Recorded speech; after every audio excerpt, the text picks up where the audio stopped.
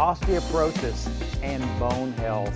You know, I've watched people for almost 46 years, especially women, deal with this condition, and it's not something we want to hear. Before I even get into it, with regard to some of the natural methods you may want to embrace, here's a great photo of the difference between a healthy bones and one that has osteoporotic, because we don't want all these holes in there. Basically, we want it to be very structurally sound. Osteoporosis is a deteriorating bone. Now, a lot of us think of bone like you might think of a piece of concrete or a rock. It isn't true, because this is actually living tissue. It seems to be very hard, not porous and all that, but when you look under a microscope, you will see that it is living tissue. Now, I'm not going to get very specific on this, but I'm going to tell you the different sides of the story about what do we do for prevention and what do we do when we have an issue. And of course, you know, we legally say check with your doctor before you do anything, which is very sound, but make sure you find people who know their stuff and have a toolbox big enough to have the conversation that I think is needed in this topic of health. So the only biochemistry, the only anatomy we're going to talk about is two different cells that are found in every bone. And they actually are called osteoblasts. Those are bone-forming cells. Then you've got osteoclasts, which are responsible for breaking down bone. Well, guess what? When you're 20, 15, 25, 30 years old, there's a balance between these two. It's almost like if you had a savings account and you put in $1,000 a month and you took out $900. Well, that's going to be okay for the long haul. That's where we are when we're younger. But what happens is, as we get to be 35 plus, then the savings account, you're starting to take out $1,100, but you're only putting in $1,000 a month. Well, you can see where that's going to end up, because what happens is the cells osteoclasts responsible for breaking down this bone become too active. So what do we do about that? Well, traditional medicine certainly has its methods, and I think in some people it is life-saving, because we do know that hip fractures, especially in older age, can be devastating to your mortality. I don't know the exact numbers, but something like 30% of all people who have hip fractures over 60 may pass away within the next 18 months. One of the reasons is the body has to stop moving. It stops exercising. It wastes more bone away. You have more risk of pneumonia because you're more sedentary. And that is a real significant issue. One of the most important things for everyone is to maintain muscle strength and muscle mass as we age. Walking is great. Running is fantastic. Bicycling, all that. Wonderful for the heart. Wonderful for tone, but it doesn't help a lot of the other systems as far as helping the metrics looking at longevity. So I'm going to make sure I get that out of the way early. But let's just say that you are concerned, or you've already had some news that you might have some condition called either osteopenia or osteoporosis.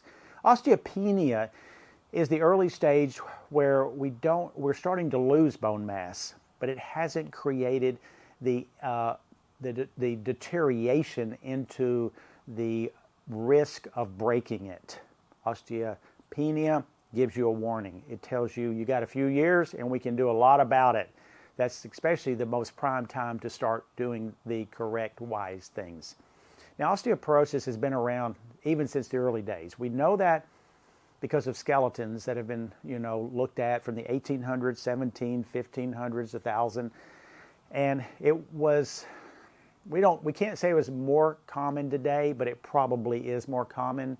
Of course, with medical science, we live longer, and so more of the conditions can rise to the top. So what do we do as far as maintaining the optimal bone mass? I'm all about optimizing every system of the body, not being average, not being normal, but being as optimal as we can. That's why I like to educate. I like to personally use myself as a guinea pig, and I try many different methods to see what works and doesn't, and I'm also great at observing what has worked for tens of thousands of the people who come to Nutrition World over the 46 years. So first off, everybody thinks, and especially still in traditional medicine, well, we got to make sure you take your calcium, because bone is made of calcium. We got it in our heads. I mean, I remember being very young thinking, Milk, bone, well, they're the same color. Calcium, that makes sense. Let's just give it a lot of calcium. That is a myth. That is actually can be counterproductive as far as your health, because calcium by itself, guess what? Part of plaque is calcium. Kidney stones is calcium. Calcium is great in the right places. It's destructive in the wrong places.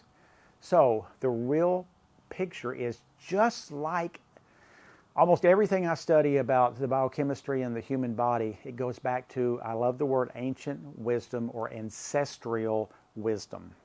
What is that? That's looking at if we were put in an optimal place, let's say perfect environment, right sunshine, clean water, terrific activity, foods that contain the right macros being the protein, fats, and carbs, where would our health be at age 50, 60, 70, and 80?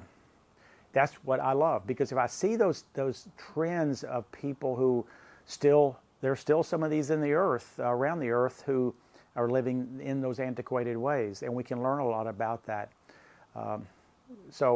Weston A. Price, he's a great guy, I think in the 30s and 40s, who traveled the whole world, and he had the ability due to being very wealthy, and took, I think, thousands of photos of children in all these different cultures, and then correlated it with the children who had poor health, and then looked at the intake of nutrients, food, protein, and fats. And it was like a direct correlation.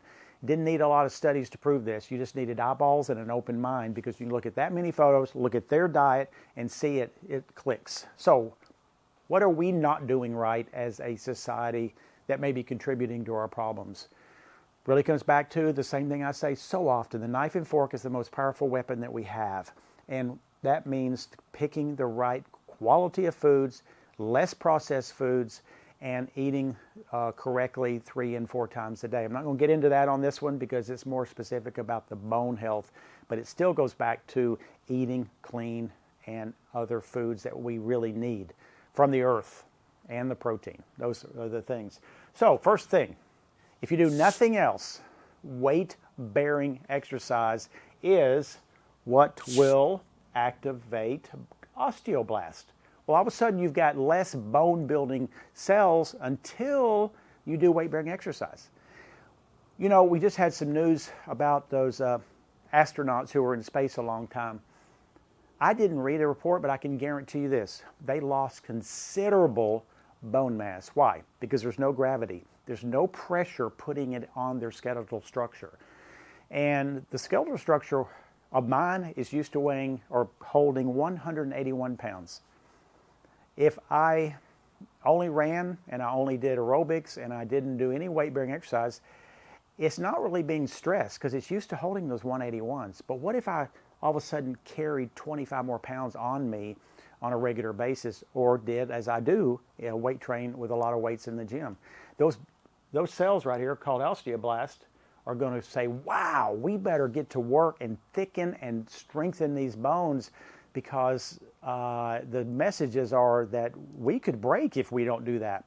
So it is an adaptation that is so beautiful. Nature knows how to take care of us if we have any common sense at all. So my number one recommendation, I've been saying it for 25 years. You don't want to go to a gym? That's fine. A lot of women do not like to weight train, especially heavy weight train. I've said this forever. I will continue to say it until I'm proven otherwise. Get an athletic weight vest with adjustable weights. Start at 10 to 15 pounds, 40 minutes a day. You can stand and watch TV. As long as you're standing, moving. I wouldn't recommend running steps. I don't recommend running at all. I'm talking about maybe walking, doing any kind of work around the house. You could dance, you could sing, you could do whatever. But that 40 minutes, at least 5 times a week with 15 pounds, the goal would be eventually to get to maybe to 20 to 25 at most. That's going to do the opposite of what happened to those astronauts. It's going to tell these osteoblasts to start building bone. Now, it can't build that bone if it doesn't have the right nutrients, because it's going to go look for them. It's going to need things, and it's so much more, as I said earlier, not just calcium. Calcium is at the bottom of the list, actually, of the recommendations. So what do we do? What do we consider? 1, get you that athletic weight vest. Make sure they're adjustable weights, because we don't want to start too high. Secondly is magnesium has the ability to build strong bones and a little bit big bones. So you have to keep in mind there's two things. We can build big bones that are fragile. We can build big bones that are strong. One of the drugs, or the most popular drug, is called a bisphosphonate. Bisphosphonates have saved people's lives. Bisphosphonates also have a considerable amount of side effects. When a person is given a pharmaceutical drug, I really doubt that there's much conversation about where's your magnesium level? Tell me about your exercise program or the other nutrients or your diet, because it's that same philosophy of a pill for every ill. That would be great if there wasn't some side effects to most of these pills. So bisphosphonates can build your score, your T-score, the scores that they look at when you go back a year later, and it's like, yeah, look how much we've gained. The problem is it's building size and not building as much sturdiness in bones as we want. So that's an issue. And part of those bisphosphonates, one of the side effects is the degradation of the jaw bone up here. If that happens, your quality of life is gone. It's not going to rebuild itself. So it's worthy of looking into this deeply. So when we talk about magnesium, what kind of magnesium? I only have one recommendation, not oxide. Oxide is wonderful for regularity, preventing constipation, keeping water in the stools, but it doesn't absorb well. That's one reason it stays in the gut, one reason it helps us in the gut. So I am a huge fan of the more absorbable forms, the glycinates and the chelates and the sporatates. All these are bound with different things that help you absorb it. Many, many good brands at Nutrition World and other places. Just don't do oxide. So we got to have magnesium as first. Most people play with a dose between 400 and 600 milligrams. A few do a little bit more, but mostly 400 to 600, maybe half in the morning, half in the evening. May help your sleep. Magnesium is the one nutrient that actually is biochemically involved in over 300 processes in the body.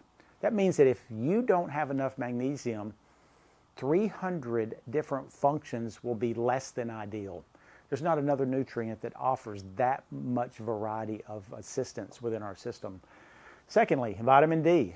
If you've been watching anything with Nutrition World, especially right when COVID started, vitamin D is probably mentioned every third or fourth post or talk, or on my radio show, Vital Health Radio, my other podcast, The Holistic Navigator, 18 to 80 podcast. All of these, vitamin D keeps coming up. Why is that? Because we are a nation that's extremely deficient. Why is that? Because we're scared of the sun, one. Two is we're too busy. Three is we wear a lot of clothes. So all those together. And four, if you have darker skin, then you have far less. That's why in African Americans, they have more certain diseases because their D is so much lower, because they don't convert, because they have a protection of the skin color. We got to do vitamin D because it enhances the calcium absorption that we're going to talk about. If D is low, the calcium will probably be cut by 50% on the amount that your body will be taking in. And that's whether it's from food or from nutritional supplementation. So we do need the calcium, but we don't need it in the high levels that was prescribed for 30 to 40 years. We just need the regular level. I'll talk about that in a minute. But we do need D to make it happen. So what do we do about D? I'm massively, very almost arrogant about the fact you have to get a blood test. I have to do 14,000 units of D per day to be at a barely optimal, which is 50 nanograms per milliliter on a blood test. I have people who do 1,000 units a day and they have higher numbers than I do. And they don't eat as well. And they don't exercise. They don't do all the right things. And here I am, but because it's biochemistry and it's personal individuality of how our body works. So getting a blood test, one time, let's see where it is. Two, then there's plenty of information on if your blood is at this level, say 25, it suggests you to take another dose and then retest in 8 weeks. You have to retest to see if you guessed it right. If I had not retested, I'd still be at 2,000 units a day and I'd be horribly deficient. That means increase in every kind of disorder that we don't want. Every kind of disorder. You name it, you're going to have an issue if you have low levels of vitamin D, especially below 30 nanograms per milliliter. Please don't do it. We learned that through COVID. So, vitamin D also has to be taken with food with fat. Now, vitamin K2. I think vitamin K2 is one of the most unknown, probably, in the traditional field of almost any nutrient. What does it do? It has multiple functions. Well, one of them is it actually, again, it decreases a little bit of the osteoclast and upregulates the osteoblast. We're going back to the same exact thing that is the underlying cause of your bone loss. So I'm always about digging deep and looking for the why of something happening, not just masking it, not just putting a coating on it and making it look great and then, you know, hoping it ends well. That is very, very important. So the K2, Menaquin 7 is one of the fancy names. It doesn't take but one pill a day, and it will help to build the kind of cells that we need, again, to upregulate bone and all the absorption of the nutrients. Now, there is research showing that vitamin K also lessens the deposition of plaque because it regulates how this calcium and all of the synergy of these minerals can work. Because if we don't have a healthy system, sometimes the calcium actually is directed in the wrong places, and K helps to stop that. And it also, K helps to prevent any or lessens the chance of vitamin D overdose, just in case you had too much. It will lessen the toxicity of that D. So I take vitamin K and have been doing it for years, and will do it the rest of my life. Okay, next. You know, again, we go back to the myth, bones are made of calcium. Only part of them are. Guess what 50% of your bone is made from? It's collagen. What is collagen? Well, collagen is kind of the glue that holds us together. Collagen is what makes my beautiful grandkids to look so youthful, and that skin that is just fluffed up with moisture, and you know, if you pinch a guy my age at 68, you know, the skin doesn't want to bounce back certainly like it did at 38, much less at 5 years old and 3. So we need collagen for youthfulness, but we also need it because the bones lose it as we age, because again, we're not the perfect factory anymore like we were when we were 10 and 20. And you know, Mother Nature put into us the ability to rock the world when we're young, because the true goal of Mother Nature is for reproductive needs, so we can continue the species. Well, once we get past that kind of age, we're kind of obsolete in the world of Mother Nature. That's all right, because we have hopeful intelligence that we can counter and balance some of those issues that come with aging. And that is very important with collagen. How do we increase collagen? Easy to me. You take collagen. If your gas is empty in your car, what do? We pull in the gas station, we fill it up. You're not going to get it from your foods, most likely. Now, bone broth is a fantastic way to build collagen. I'm a huge proponent of that for gut health and other areas of body. I can't say I really like doing it regularly. I don't mind collagen powder because generally most of them are tasteless. They're easy to mix, and you just put them in water. Some people put them in coffee, but 1 scoop a day will give you that. Now, collagen is so strong that it's almost as strong as steel. Much stronger than calcium. So we want a ton of collagen within our body as we are losing bone mass. Just do it in a clean version. Love organic, good quality. You know, at Nutrition World, we vet everything to make sure there's not any companies that would be questionable. So you have no worries. You could try any of our brands, and I feel very confident you would be happy with those. So collagen is the next thing. Protein in your diet. Something I have turned around 180 degrees probably. If you had talked to me 15 years ago, I'd be like, yeah, we only need about 25 grams of protein in a protein drink, maybe twice a day. And if you just get some good beans and rice and a little bit of chicken, fish, or meat, you know, we should be adequate. Research has proven that completely wrong. I was completely off base.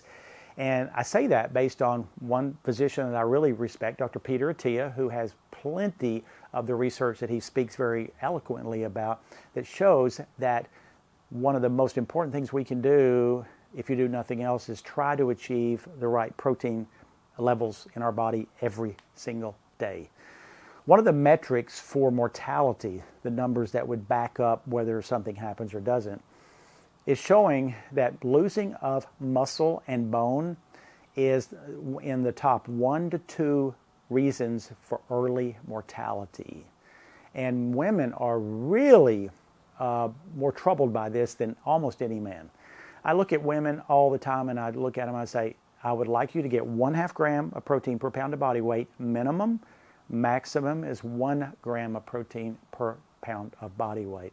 Now for me to do that, I have to have 2 big protein drinks a day, and then I eat my foods. Without the 2 protein drinks, it's not going to happen. Right now, my favorite is Ancient Nutrition whey protein made with A2, so it's easier to digest. But find a protein that works for you. Because if not, after age 40, you are starting to lose muscle, strength, and that is going to be very risky as we age past the age of 55. You know, you don't start a savings account at 68 years old and expect to retire. You do it early. Start building, rebuilding bone mass early until, not wait for the diagnosis to come in. I know our lives are busy. We have lots of things. This doesn't take a whole lot. There are formulas that combine almost all of this into one bottle, with the exception of protein and collagen. It's just a routine you get into. It just is. So eating more protein, clean. Try not to eat seed oils. I preach about that all the time. What are seed oils? Canola, safflower, sunflower. That was the other mistake that we all made in this industry. We used to think that processed foods were killing us because of the sugar content. Sugar wasn't good for us, but it wasn't the sugar as much as it was the seed oils. All of those processed foods that were endlessly available at cheap prices that tasted fantastic, from the Krispy Kreme donuts to the package of Twinkies to the Little Debbie's, everything is made with seed oils. I personally have reduced my seed oils by 95%. I'm not going to live in a cave. Every now and then I have to have, I guess, dressing like Thousand Island is my weakness. That's once every couple times a month. I have a little bit of that, but I do pour my olive oil on my salads. I just love the taste of that one particular thing. So let's raise the level of protein in our diet for multiple reasons, because it's going to help maintain bone mass and muscle mass. Lastly, then we get to the thing that has been the #1 prescribed nutrient in this country since I began in 1979, was calcium, calcium, calcium. The issue is, if you take calcium without magnesium, calcium doesn't want to stay in solution. What does that mean? That means that it can form in places we don't want, from the joints to maybe kidney stones to the plaque to other areas that does not need to have calcium in it. We want calcium to go to the bones. Again, they're not going to go to the bones if you are deficient in K2, deficient in vitamin D, or you do not do weight-bearing exercise. They probably won't go there. They'll be equally distributed. So we have to set up for success. When we know better, we have a chance to do better. It doesn't mean you will, but at least you have a chance. And when you don't know better, you realize you don't. So I'm hoping that this can help you to do better. But as far as calcium, the old standard, I want you to take 1,200 milligrams a day. A few were saying 2,000. Even back in the day, I'd be like, oh my gosh, I know that's too much, because it wasn't even balanced with the other nutrients. And there are people who did that. It helped a little, but I think it hurt a little also. And it certainly was not putting together the puzzle of actual synergy, and like the orchestra that needs to play to make the beautiful music. Our nutrients are orchestras. Our lifestyle is what produces the beauty within the healing capacity that we were given on day one. We didn't have to earn it. It was the machine, the computer was already installed, and we just have taken it offline through the use of poor dietary habits and lifestyle habits. So calcium, I only recommend between 400 and 600 milligrams a day. The form is hydroxyapatite. That is actually the form that the teeth use. I did a big podcast on oral microbiome, how to keep your teeth healthy, and it was all about, a lot of that was hydroxyapatite, because that's the one form of calcium that seems to be the most absorbable. It's more similar to bone than any other form, and it's easy to digest. So when you get a combination, especially one from the great companies that make it, that have hydroxyapatite, has the magnesium, has the D, again, we need to blood test D no matter what, K2 is in it, you're drinking your collagen, and you're eating protein, you have just put together the plan for success. If you're already having issues, my advice is it's going to take 12 months before you even need to check to see if this stuff is working. 80 to 90% of all women, and men only have about a 5% chance of osteoporosis, and women have about triple that. Doesn't mean men shouldn't do it, but most women are the ones with the most issues with this. So if you do it, you give it 12 months, the proof will be somewhat in the pudding. If you get the same exact test that you had 12 months prior at the same place with the same machine, it will show you I've either stopped losing bone or you've actually stopped and regained a small amount. Actually, it may take about 2 to 3 years to see the best optimal regaining of bone. The last little point, there are some studies that show that strontium can jumpstart this whole process if someone is in a really bad shape. Strontium is one of the few nutrients that has some controversy surrounding it. What I say to people in my advice is, if you really are in the corner and you really want to be aggressive, let's do strontium for 18 to 24 months and then not do it again, because it builds bigger bones. In the long run, it may start to build bigger, weaker bones. But for the first 2 years, it doesn't appear to do that. So it is the one optional idea that I have that you may want to check further into. So I hope I've covered the bases very well without super complicating it. Divided doses of all these nutrients, which means morning and evening, are very important, mostly with food, especially vitamin D and the other things. And at first, if it's just too much for you, just cut it in half dose. Half dosing is better than no dosing, and you will get used to it, or you change brands to find the one that is most compatible. Again, we're here to help educate, empower you, so you have a toolbox to age gracefully and be and live the kind of life that you would love to live in your 60s, 70s, and 80s with your grandkids, or any passions that you have. Because when you fall apart, it's really hard to enjoy our passions because we're dealing with so many issues. It doesn't have to happen. We're here for you. Thank you.